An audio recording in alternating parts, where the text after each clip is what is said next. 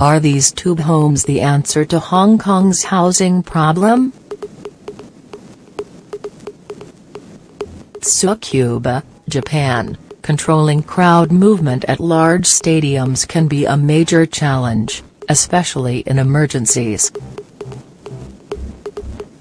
Japan's National Institute of Advanced Industrial Science and Technology has teamed up with one of the country's top professional soccer teams to tackle the problem using artificial intelligence.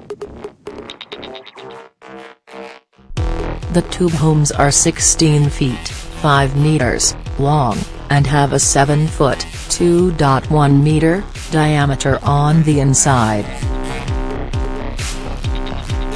Covering between 100 and 120 square feet, 9 to 11 square meters, of floor space, they each feature a fold-out bed, a fridge and microwave, and a bathroom. Access to the structures is controlled by smartphones. The iPod was unveiled in Hong Kong last month at the city's Design Inspire exhibition. I came up with the idea behind the iPod when I was on a construction site, says James Law, chairman and CEO of the firm. I walked into one of them, a concrete water pipe, and I was surprised by how big they were. Law decided to create starter homes inside these structures. I thought, wouldn't it be a really great idea to utilize these leftover concrete water tubes to create vast, micro-architecture, that could be at very low cost, and also quite interesting for young people in Hong Kong? It took the firm 1 month to develop the idea. We need to live small in the city, because we can't afford the space. However, it doesn't mean that we have to live in a squalid, or inhuman environment like subdivided flats or cage homes. Low-cost housing law says the challenges presented by Hong Kong's unaffordable housing market was one of the factors that drove him to design the iPod. In Hong Kong, the average property price per square foot costs $1,592, as of December 2017. With space at a premium, nano flats are not uncommon in the city. In 2017, newly built apartments of 180 square feet, 17 square meters, went on sale for between $203,400 and $211,100. Then there are Hong Kong's notorious cage homes, a small apartment sectioned into multiple tiny dwellings made of wooden planks and wire mesh. The iPods cost $15,350 each to build, and Law says he was able to keep costs low thanks to the water pipes themselves being inexpensive. The transportable nature of these structures, and the fact the homes inside them are easy to assemble, were a bonus.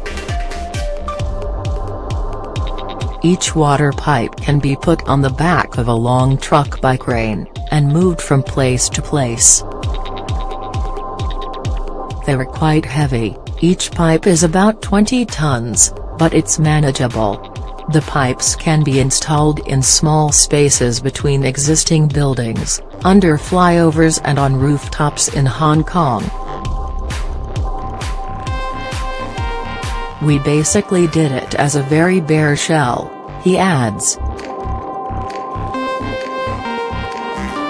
Even inside the tube, we're using a concrete finish. It's very low cost.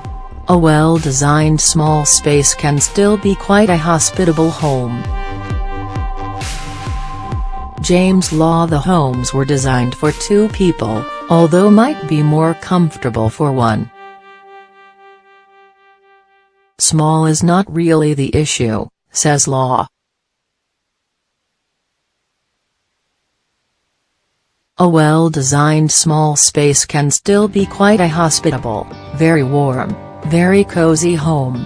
Each pod would be rented out at a cost of $383 per month, primarily to the city's youth, as a temporarily housing solution.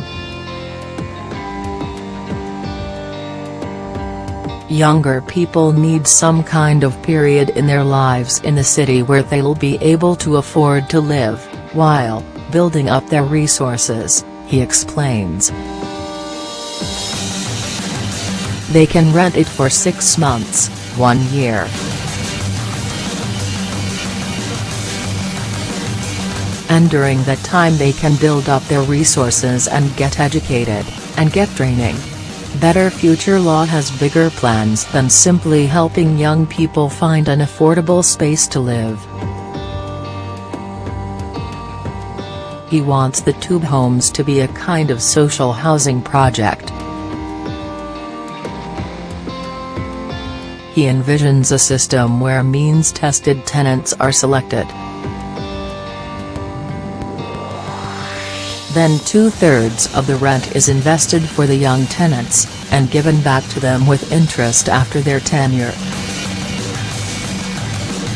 The architect says has already had interest locally and around the world from NGOs and youth hostels, as well as local governments and charities in South Africa considering the pod as a redevelopment vehicle for shanty towns.